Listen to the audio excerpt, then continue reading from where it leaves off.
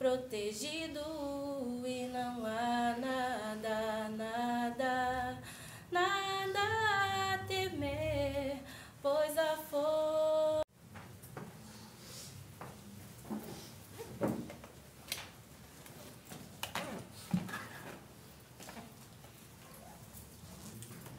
Boa noite a todos. Boa noite. Que Jesus nos abençoe, né? Mais uma vez, vamos pedir a Deus, nosso Pai, que nos harmonize cada vez mais, assim como foi dito pelas preces da nossa irmã, as preces e radiações, que nós sejamos neste momento envolvidos todos com aquele manto de luz que o nosso Pai Celestial nos proporciona a cada momento que aqui chegamos.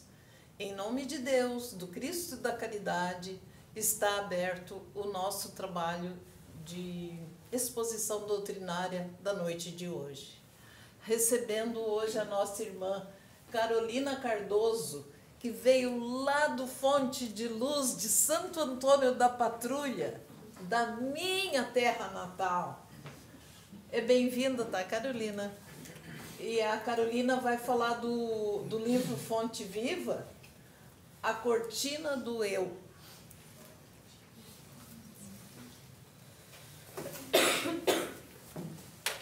Está contigo a palavra. Obrigada. Boa noite, pessoal.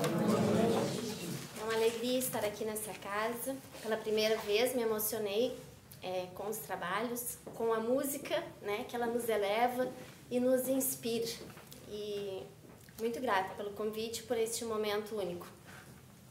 Então, como a irmã disse, nós vamos tratar hoje do capítulo do livro Fonte Viva, do capítulo 101, que trata da cortina do eu.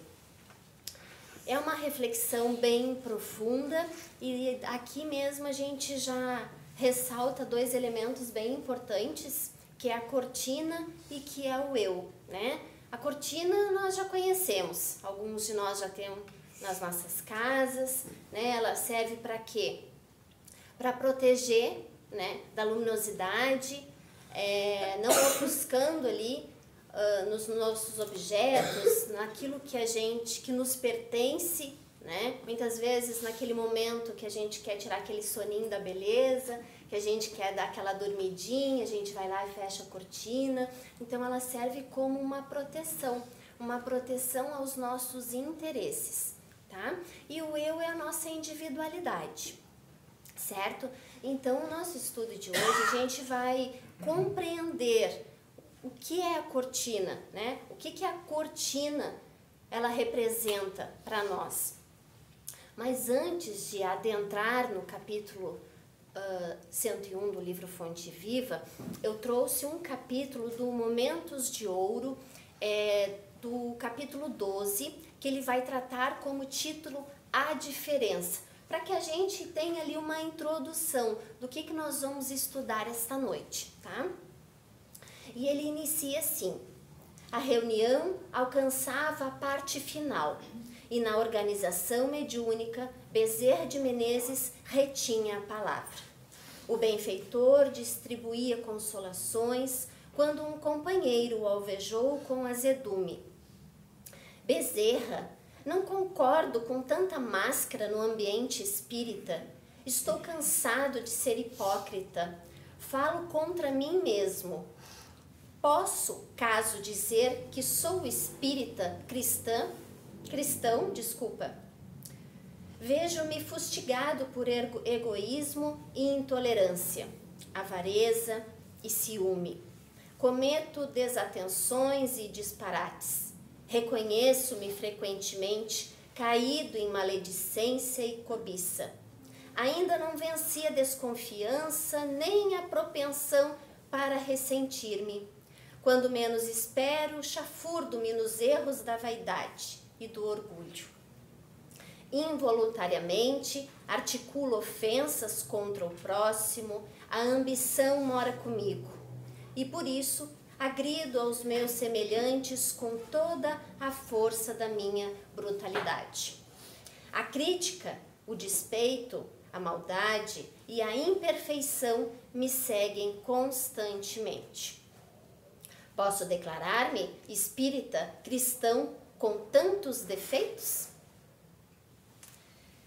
O venerável Bezerra de Menezes respondeu sereno: eu também, meu amigo, ainda estou em meio de todas essas mazelas e sou espírita cristão. Como assim? Revidou o consulente e agitado.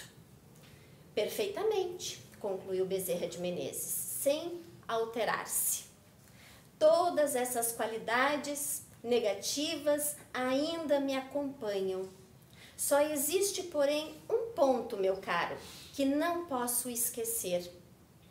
É que antes de ser espírita cristão, eu fazia força para correr atrás de todas elas. E agora que sou espírita e cristão, faço força para fugir delas todas. E Bezerra de Menezes, sorrindo, como vê, meu amigo, há muita diferença. Então, ele se igualou a nós aqui, né? Somos todos imperfeitos. Trazemos ainda na nossa bagagem espiritual muitas imperfeições, muito mais do que nós podemos imaginar. E se todos nós somos imperfeitos, a diferença que faz é para onde nós estamos correndo, o que nós estamos buscando, que caminho que hoje nós escolhemos trilhar. Essa é a diferença. E aí então, o apóstolo Paulo, na carta aos Filipenses, traz a seguinte afirmativa, já no início do capítulo do Fonte Viva, capítulo 101. Porque todos buscamos o que é seu, porque todos nós buscamos o que é seu e não o que é do Cristo. Então aqui ele já está nos dizendo que nós buscamos a nós mesmos e nós esquecemos de buscar o que é do Cristo. Do que Paulo está falando aqui? Do que Paulo está falando aqui nessa carta? Não é das nossas imperfeições, é das nossas imperfeições. E aí então, lá no Livro dos Espíritos, na questão 895, Kardec questiona os espíritos. Qual o sinal mais característico da nossa imperfeição? E aí os espíritos respondem: o interesse pessoal. O interesse pessoal é o selo, é o carimbo, é aquilo que de fato vai caracterizar nós, seres humanos, espíritos que somos imperfeitos.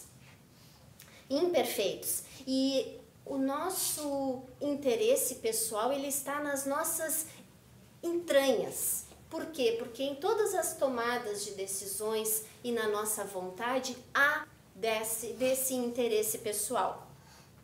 Mas nós, assim como Bezerra nos lembrou, nós somos imperfeitos, nós somos crianças espirituais, porque uma criança, quando a gente questiona ela o que ela quer e o que ela gosta, ela vai falar coisas que ela quer e coisas do mundinho dela, né? Eu quero brincar, eu quero comer, eu quero pular, eu quero fazer, enfim, o que eu quero, o que eu gosto. É o mundinho que ela vive.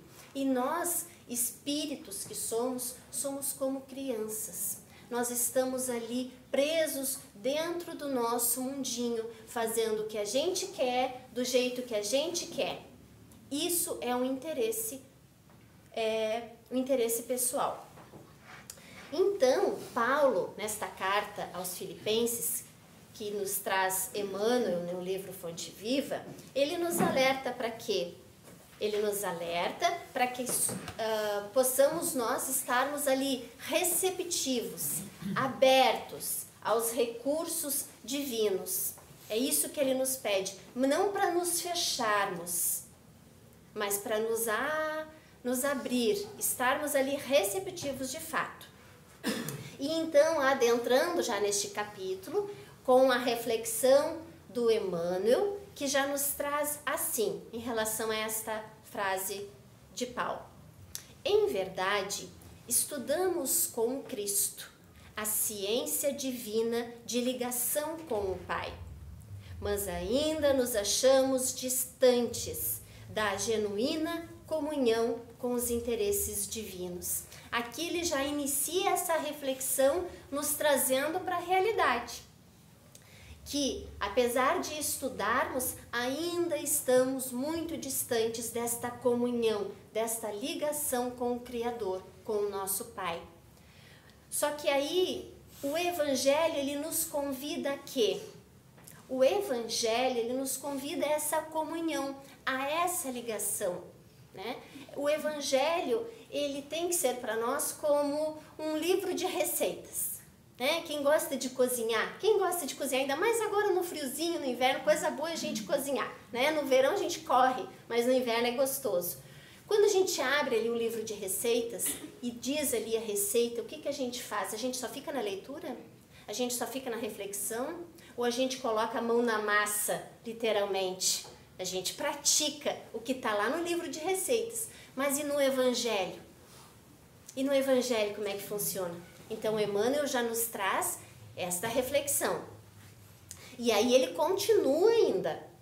Por trás da cortina do eu, conservamos lamentável cegueira diante da vida. Isso choca a gente quando ele nos diz isso. Por quê? Porque a cegueira é quando eu olho para todos me procurando. Eu olho para cada um de vocês agora e me procuro. Por quê? Porque eu me relaciono e eu interajo com aquele que tem o meu eu, que é parecido, que tem as minhas características, que tem os meus ideais, os meus pensamentos, as minhas convicções, as minhas crenças. Então eu olho para vocês agora e procuro o meu eu. Qual é o que mais se parece comigo? Só que o que acontece? Quando nós nos afinamos a alguém, é natural, é da natureza divina, essa lei de atração. Nós vamos sim encontrar pelo caminho sempre pessoas que se parecem conosco. Mas o problema justamente é outro, que qual é? Quando nós desvalorizamos e nós rejeitamos aquele que é diferente de nós. Este é o problema.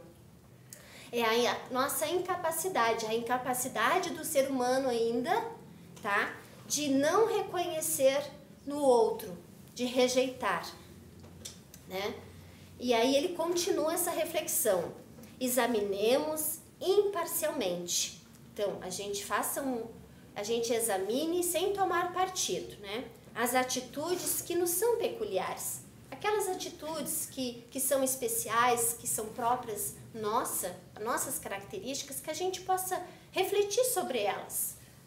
Nos próprios serviços do bem, do qual somos cooperadores iniciantes. Então aqui ele já nos diz que nós não estamos aqui há muito tempo não fazendo o bem. Nós estamos aqui começando esse caminho. Ele nos lembra isso? A gente começou agora, tá? E observemos que mesmo aí, tá? No nosso pequeno trabalho que a gente desenvolveu e nos pequenos trabalhos no bem, em assuntos de virtude, a nossa percentagem de capricho individual é invariavelmente enorme. Enorme. Vejam o quão pequenos nós ainda somos. E ainda temos em nós essa grandeza de achar que a gente ainda faz muito, né? Então, o que é o capricho individual? É essa tendência que o ser humano tem de quê? É a tendência movido por impulso, pelas nossas vontades, pelos nossos desejos, pelo nosso interesse pessoal. Então a gente age por impulso, porque tudo que a gente for fazer, a gente vai colocar o nosso eu lá. Mas aí então ele continua, ó, na sua reflexão. Eu vou tomar um golinho de água, vocês me desculpem. Essa semana eu fiquei um pouco resfriada e a garganta seca. Então, continuando, desculpa. A antiga lenda de Narciso permanece viva em nossos mínimos gestos, em maior ou maior porção. Em tudo e em toda parte, apaixonamo-nos pela nossa própria imagem. Na mitologia grega, Narciso era um jovem extraordinariamente belo, certo? O que aconteceu? Quando ele se deparou com o seu reflexo no lago, ele se apaixonou por ele mesmo. Mas ele se apaixonou que ele foi atrás do eu dele, do seu reflexo, e caiu no lago. E veio morrer. Né? Quem aí conhece ou tem interesse, tem mais detalhes, né? Mas resumidamente é assim. O que é o nosso ego? O que é o ego? O ego, ele não é de todo ruim. Sabe por quê? Porque ele faz parte da nossa personalidade. Ele trabalha a nossa identidade. Então, se ele faz parte, o ego, da nossa personalidade, ele está em nós. Só que o que acontece? Ele é fundamental para a construção da nossa estima, da autoestima saudável. Saudável. Aquela que reconhece em nós os nossos valores e as nossas habilidades, tá? Ela é fundamental. Mas é uma ferramenta que precisamos utilizar com muita e muita sabedoria. Por quê? Porque há uma diferença do mundo interno para o mundo externo. Que cortina é essa que Paulo se referia? Uma cortina é como uma janela ou uma parede que não tem abertura, nós não temos essa possibilidade de abrir e fechar? O nosso ego, fazendo parte da nossa personalidade, nós temos sim como abrir um pouco, fechar. O problema, tá? É quando a gente fecha e bloqueia. Quem tem aquelas janelas, aquelas cortinas que bloqueiam a luz solar ou conhece? Assim, não dá. Abrir toda ela? Não. Aí a nossa autoestima vai lá para baixo. Então, é sabedoria de saber utilizar. Por quê? Porque essa cortina que o Paulo trouxe, o apóstolo Paulo trouxe, ela vai dividir entre a consciência de si, a consciência que nós temos de nós mesmos e a empatia pelo outro. Porque se eu fecho ela completamente, para onde é que eu vou olhar? A lenda de Narciso. Eu só vou ver eu ali, eu vou me apaixonar, eu vou viver para mim, né? Então, Emmanuel continua. Nos seres mais queridos, habitualmente amamos a nós mesmos, porque se demonstram pontos de vista diferentes dos nossos, ainda mesmo quando superiores aos princípios que esposamos, instintivamente enfraquecemos a afeição que lhes consagrávamos. Então veja que aquele laço de afeto, aquele laço a quem nós estimamos, ele se enfraquece. Ele se enfraquece à medida do primeiro ponto de vista que a gente já veja ali que somos diferentes. Por mais que a gente estime essa pessoa, por mais próximo que ela seja de nós, vai enfraquecer o laço. Vai enfraquecer o laço. E aí então o que acontece? Nós acabamos saindo por aí procurando espelhos. Procurando espelhos. Pessoas que reflitam a nossa imagem. E aí o que acontece? Quando Deus nos coloca ali oportunidades, colocando pessoas, valiosas pessoas, porque não é porque elas pensam diferente de nós que elas são menos que nós, pelo contrário. Então nós perdemos oportunidades valiosas e lições que Deus nos dá essa oportunidade de ter, e também perdendo a oportunidade de crescer espiritualmente, de conviver com essas pessoas. E aí então ele dá continuidade na sua reflexão, ó.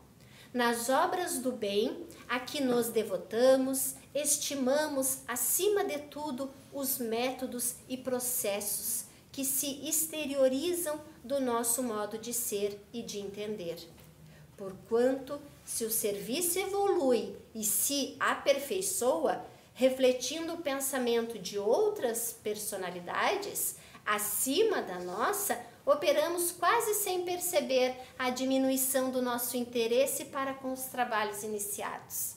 Por exemplo, num trabalho no centro espírita, que aqui nós estamos inseridos, né? Trazer como exemplo.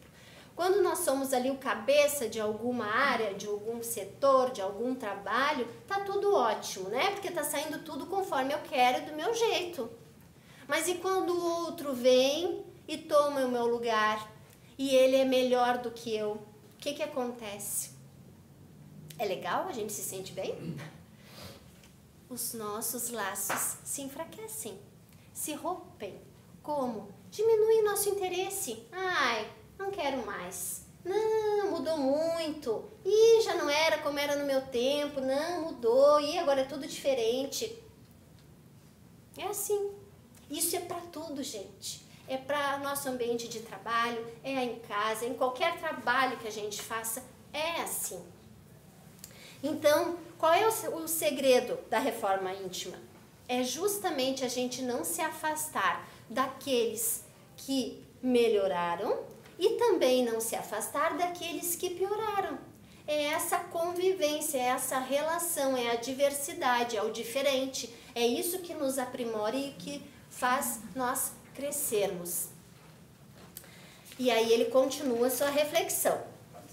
Aceitamos a colaboração alheia, mas sentimos dificuldade para oferecer o concurso que nos compete. Então, aceitar nós aceitamos, mas quando é a nossa vez de cooperar, né, a gente não consegue dar conta. Qual é o concurso que nos compete? É a humildade. Será que nós já conquistamos a humildade? O que vocês acham? Ainda não, né? Tá bem longe. Então, muito legal porque eu assisti um tempo atrás uma palestra do Haroldo Dias, um palestrante espírita, acho que todos, a maioria conhece. E ele já trouxe isso em outras palestras também. Ele traz a reforma íntima como um avião que está em pleno voo. Nós somos esse avião, tá? Só que ele tem que ser reformado. Ele não vai parar e pousar para reformar e seguir. Nós aqui, enquanto encarnados na matéria, nesta caminhada que estamos, nossa reforma é andando. Nós não temos como parar. Então, ele também nos traz nesta mesma fala que nós não temos que melhorar para trabalhar. Ele nos alerta que é trabalhando que nós nos melhoramos. É no caminho, é no trajeto desse avião que a gente vai melhorando. É como maratona.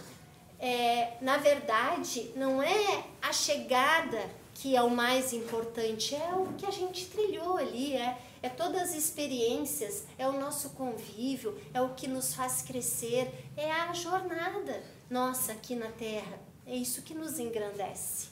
Então, a reforma é como também uma casa. Quando a gente vai reformar uma casa, há necessidade de reformar uma janela, tem que arrumar alguma coisa ali, colar e assim vai indo. Todo mundo, a família toda sai de casa, vai para um hotel ou para uma família e deixa a casa ali reformando uma parede, um piso. É assim que funciona? Não. A gente fica ali, fazendo as reformas necessárias. Por quê? Porque é ali, convivendo e vivendo, é que a gente vai percebendo aos poucos o que é necessário mudar. Porque nós não vamos nos reformar de uma hora para outra. Nós vamos reformar muitas vezes um pouquinho só daquilo que a gente tem mais necessidade. Mas a encarnação, ela não é só uma, elas são várias.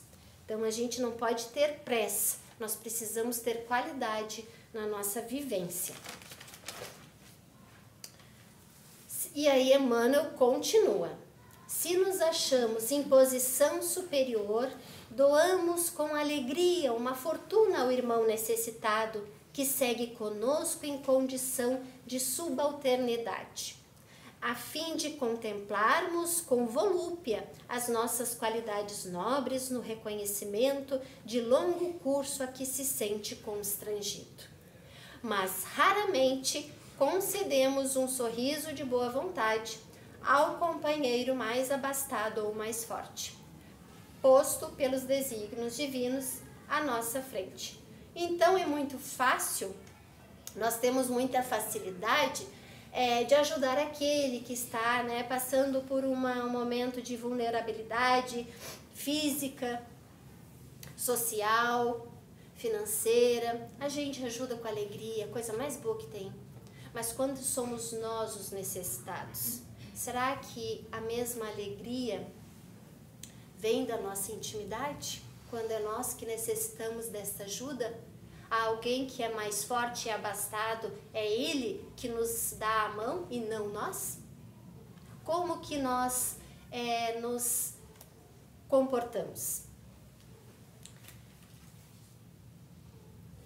E aí ele continua, Emmanuel. Em todos os passos da luta humana encontramos a virtude rodeada de vícios e o conhecimento dignificante quase sufocado pelos espinhos da ignorância. Porque, infelizmente, cada um de nós, de modo geral, vive à procura do eu mesmo. O que ele nos traz aqui? Aí eu faço uma pergunta a vocês. Por que vocês acham que a encarnação é imposta? Por que a encarnação é imposta? Porque não é um convite aos nossos corações para, se a gente tiver vontade ou não de vir aqui na carne e passar por toda essa jornada terrena. Por que vocês acham? No plano espiritual, há um setor que é o planejamento reencarnatório. Então, todos os espíritos que reencarnam passam por esse planejamento.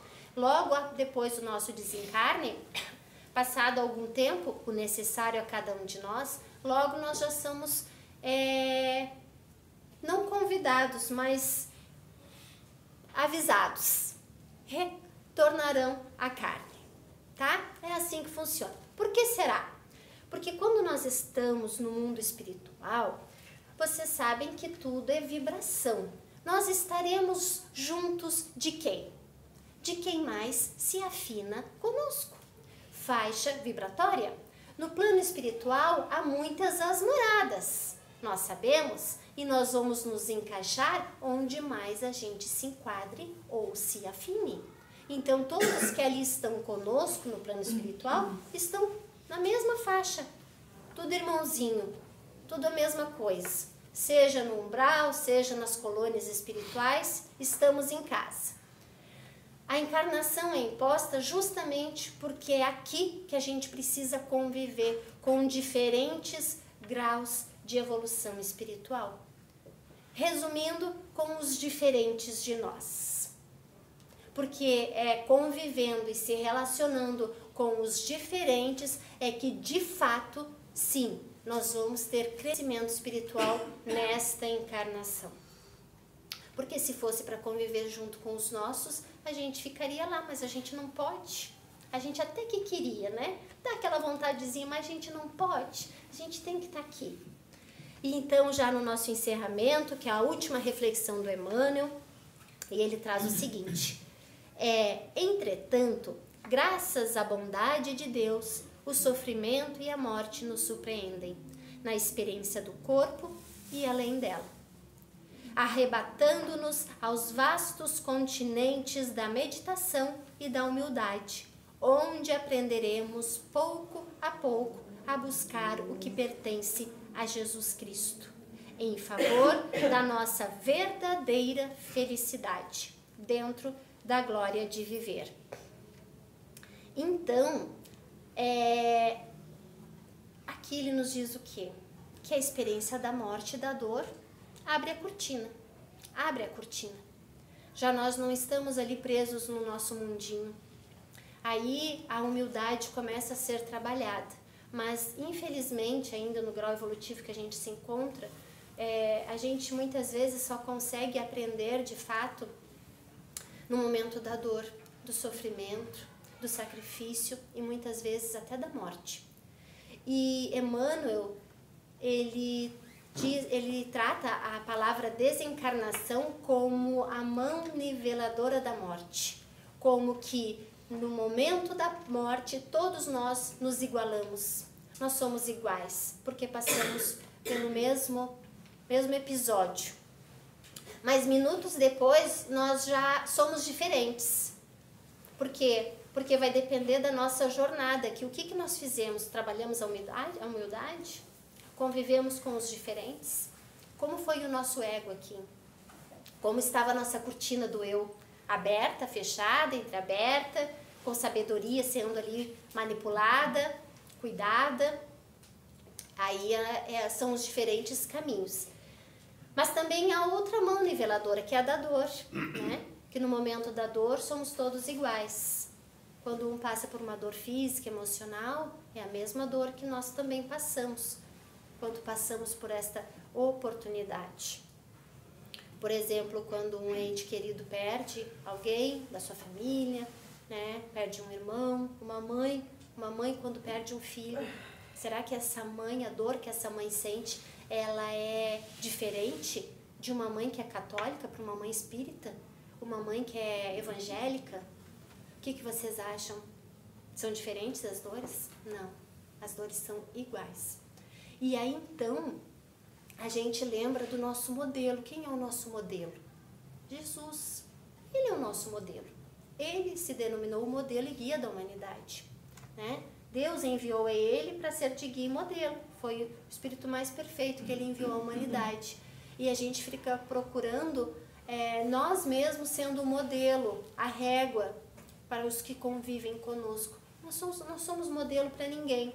Nós não somos modelo nem para nós. Porque nós ainda estamos como ali uma metamorfose, estamos em transformação. Estamos ali trabalhando com muito esforço e sacrifício para despojar dessas carapaças que a gente carrega, pesadas, cheio de vícios, de maus hábitos, de tudo mais. Então que a gente possa se espelhar em Deus e não em nós, né? Que a gente sempre possa, em todos os momentos, pensar assim: se Jesus estivesse no meu lugar agora, o que ele faria? Que atitude será que Jesus teria nesse momento? Quando a gente tiver dúvida, que a gente se reflita e pense isso. Porque o que Jesus ele exige aos nossos corações é o quê? Relacionamento. É relacionamento, é só isso. Porque aí depois Deus se encarrega de levar o nosso barquinho. Mas ele quer relacionamento, convívio. Convívio. E é isso, meus irmãos. Agradeço pela oportunidade. Tá? Obrigada pela paciência. Tenha uma boa noite. Obrigada.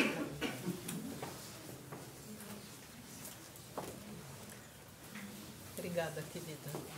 Muito bom o teu trabalho. Agradecemos a Deus, então, a Jesus. E neste momento, fizemos um pedido para todos os nossos irmãos, para todos nós aqui, para que recebemos o passe espiritual através da espiritualidade presente. Que possamos, Divino Mestre Jesus, ser merecedores das bênçãos iluminadas que chegam até nós. Que possamos nos melhorar cada vez mais, descortinando os nossos defeitos e encontrando o nosso eu verdadeiro. Obrigada, Senhor, por tudo que recebemos a cada instante das nossas vidas. Obrigada, Senhor, pela bênção da reencarnação. Que possamos fazer bom uso desta vida que seguirá sempre. E que Deus nos acompanhe em cada momento das nossas vidas. E que assim seja. Que assim seja.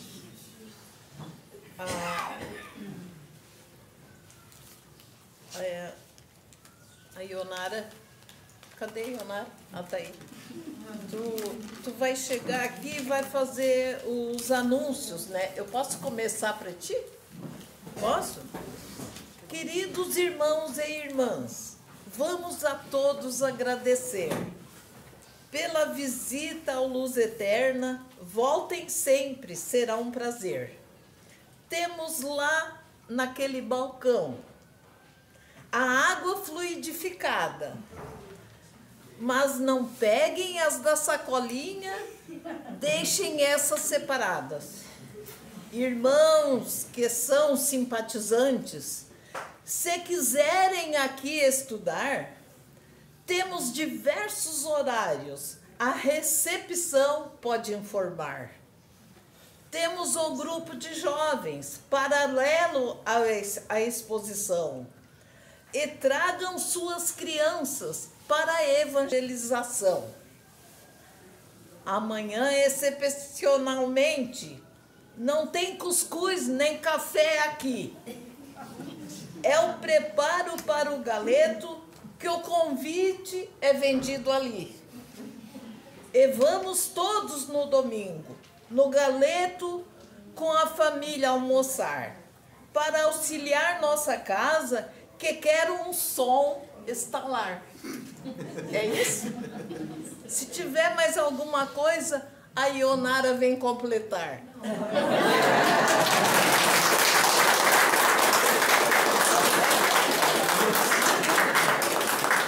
Obrigada, queridos. Os trabalhadores não foram para o alface. É que é a primeira coisa que ela fala. Eu esqueceu. Só que faz 60 anos que eu fiquei lá até